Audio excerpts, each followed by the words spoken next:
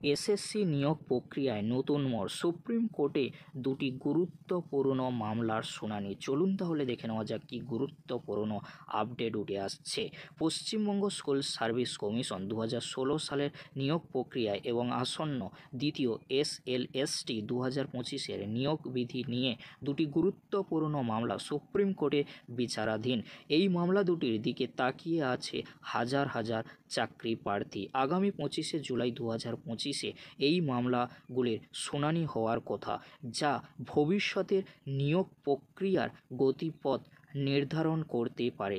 এই ভিডিওটি আপনাদের জন্য অত্যন্ত গুরুত্বপূর্ণ। চলুন তাহলে দেখে নেওয়া যাক।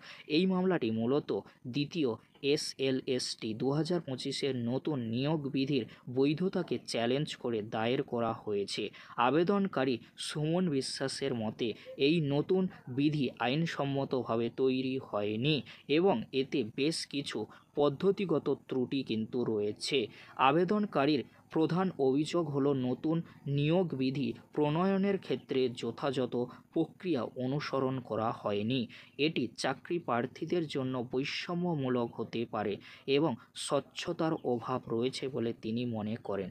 যদি আদালত এই নতুন নিয়োগ বিধিকে অবৈধ বলে ঘোষণা করে, তবে রাজ্য সরকারকে নতুন করে বিধি তৈরি করতে হতে পারে।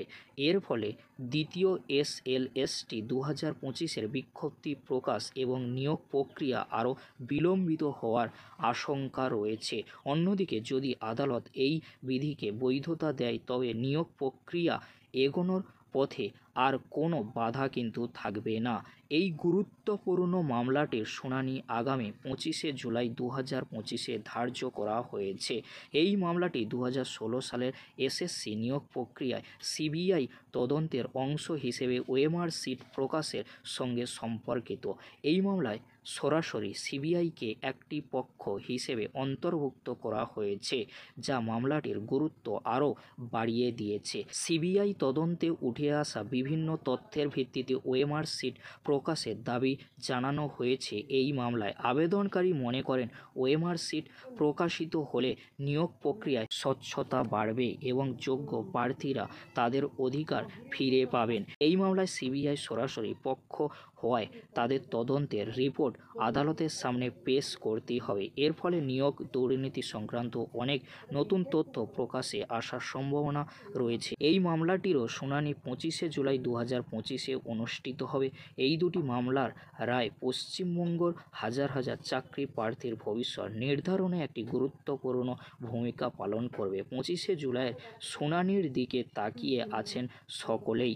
আশা করা যায় আদালত একটি নিরপেক্ষ এবং ন্যায়সঙ্গত রায় দেবে, যা চাকরি প্রার্থীদের দীর্ঘ প্রতীক্ষার অবসান ঘটাবে এবং নিয়োগ প্রক্রিয়ায় স্বচ্ছতা ফিরিয়ে আনবে।